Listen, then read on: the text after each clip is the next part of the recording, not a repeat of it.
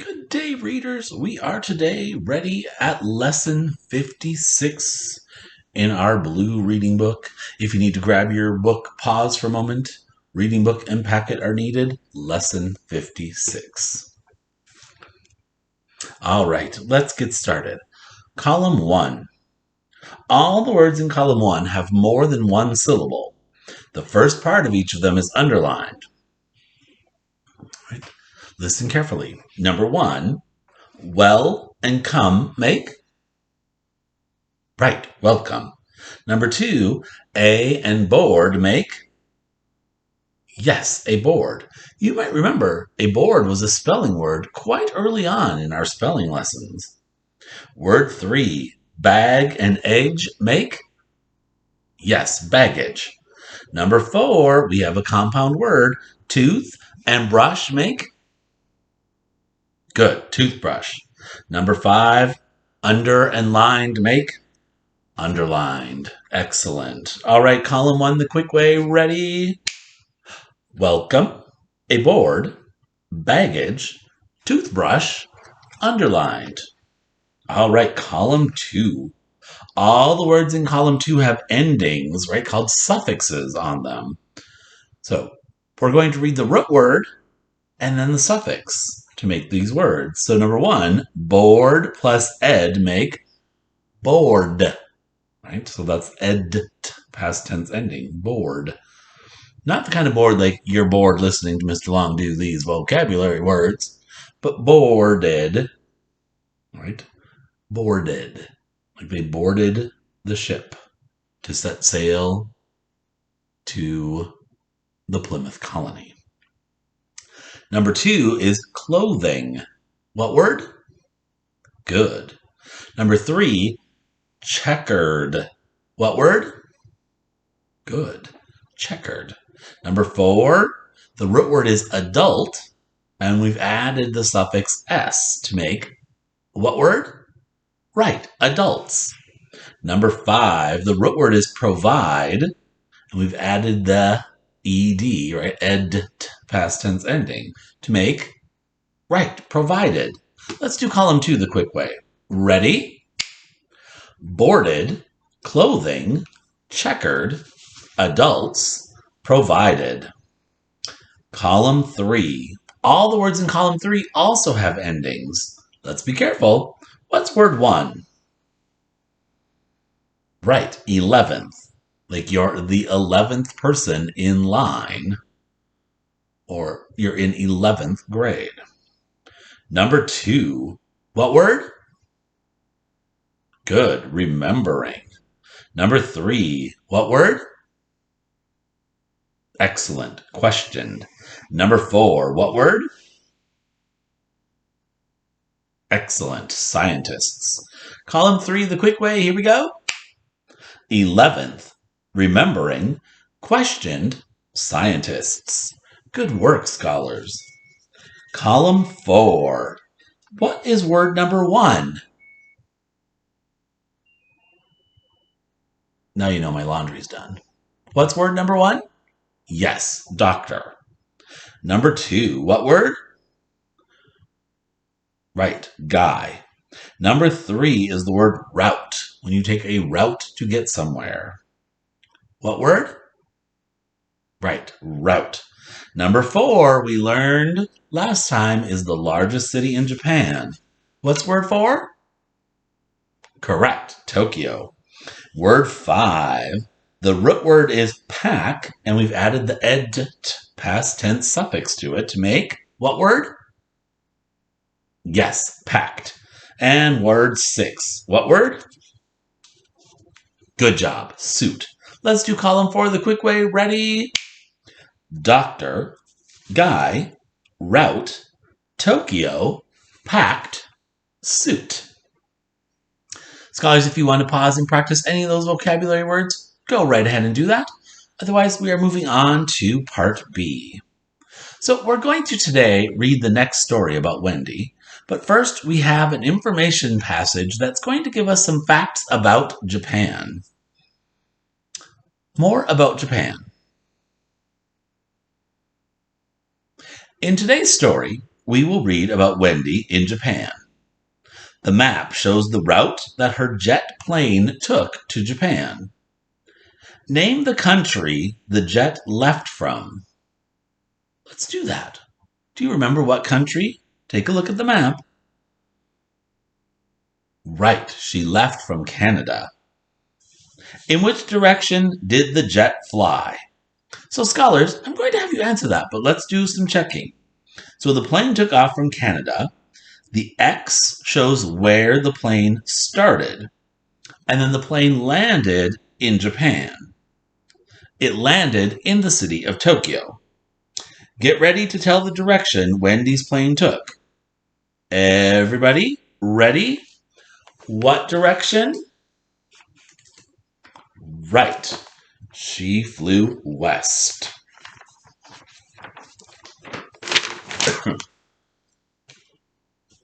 The jet landed in a city in Japan. Name that city. I think I just named that city. Do you remember what I said? Yes, Tokyo. So before we read the story, let's make sure we have the answers to these questions. Right? What country did Wendy leave from? Right, Canada. And what country did she go to? Country. Yes, Japan. What city in Japan did she go to? Correct, Tokyo. And what direction did she travel to go from Canada to Japan? Right, west. All right, you are set. So scholars, we are going to now read our next story about Wendy. So you can see we've jumped ahead, right? In our last story, she found out she was going. Now, she seems to have flown there. A surprise at the space station. From the space station, Wendy could see the city of Tokyo, the largest city in Japan. So, do you see how we've jumped ahead, everyone? So we skipped right from her finding out she's going to her now being in Japan. Right? And she's at a space station. The space station was about 20 miles from Tokyo. Wendy stood in front of the large window and looked down at the beautiful city. She had traveled by jet from Canada to Japan. She had landed at the Tokyo airport. 5 other students who were going on the trip to Jupiter were on Wendy's flight. Newspaper reporters met the students at the Tokyo airport. They questioned the students about how they felt about being selected to go on this trip. Wendy said that it was the most important thing that had ever happened to her. At the airport, Wendy and the other students had boarded a special bus that took them from the airport to the space station. So, how did she get from the airport to the space station? Right, on a bus. As Wendy looked out the window, she wondered if she had packed everything she would need on the trip. Part of the letter that told her that she had been selected was a list of things that she should take with her. The list named things like toothbrush and clothing. Part of the letter was underlined. Your baggage must not weigh more than 100 pounds. So, what's the weight limit for her luggage? Yes, 100 pounds. Now, why can't you take as much luggage as you want?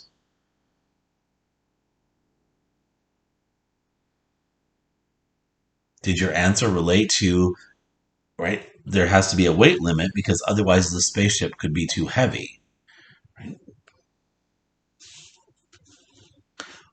Wendy had her camera, 3 books, paper, and pencils.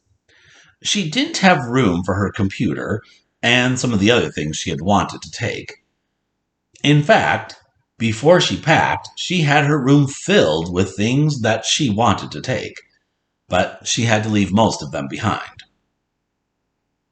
She walked from the window and sat down next to one of the boys who was going on the trip.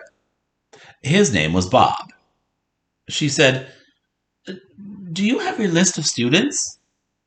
"Yeah," he said.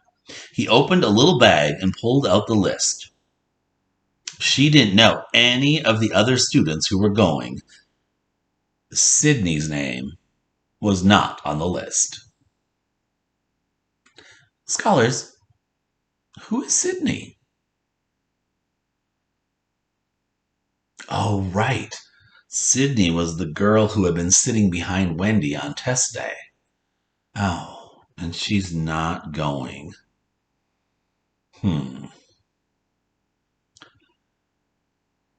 For a moment, Wendy felt sad, remembering how Sydney looked after the test. Wendy imagined how Sydney must have felt today, knowing that the other students were going on the trip. Scholars, if you're tracking with me with your finger or bookmark, I just passed by the blue star.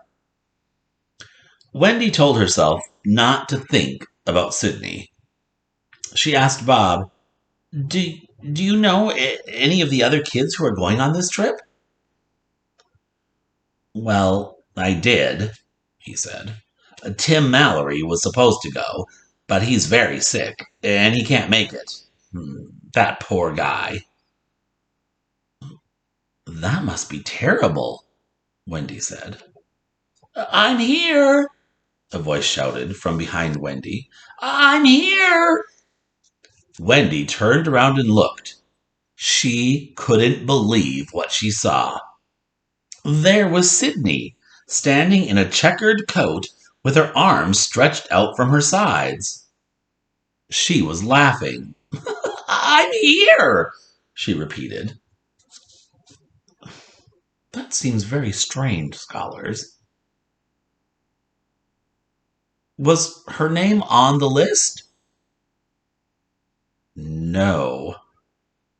Now, we already heard a clue, which is going to help with today's homework, about why Sydney was going on the trip.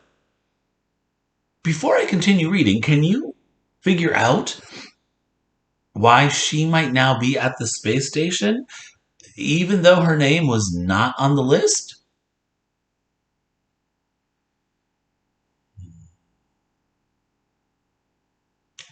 Hmm.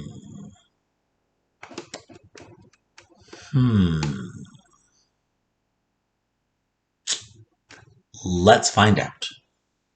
Wendy jumped up, ran over to Sydney, and threw her arms around her. "Wow," Wendy said. "I can't believe it." "Me neither," Sydney said. "But I'm here." "But your name is not on the list," Wendy said. "That's because I shouldn't be here," Sydney said. "I guess I had the 11th highest score." So, scholars, remind me, how many people can go on the trip? 10, right? So, if someone couldn't go on that list of 10, who would be next to go?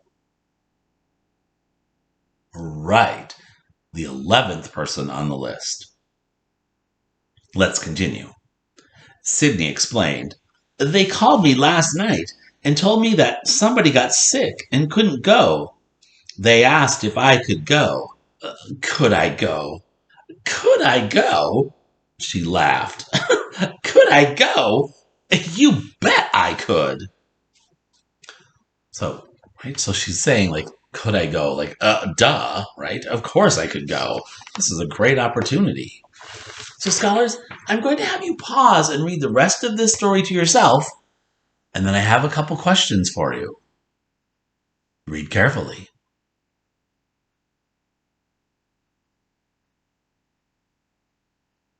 All right. See if you can answer my questions. What did the doctor's report say about Wendy's health? Yes, it said she was in good health.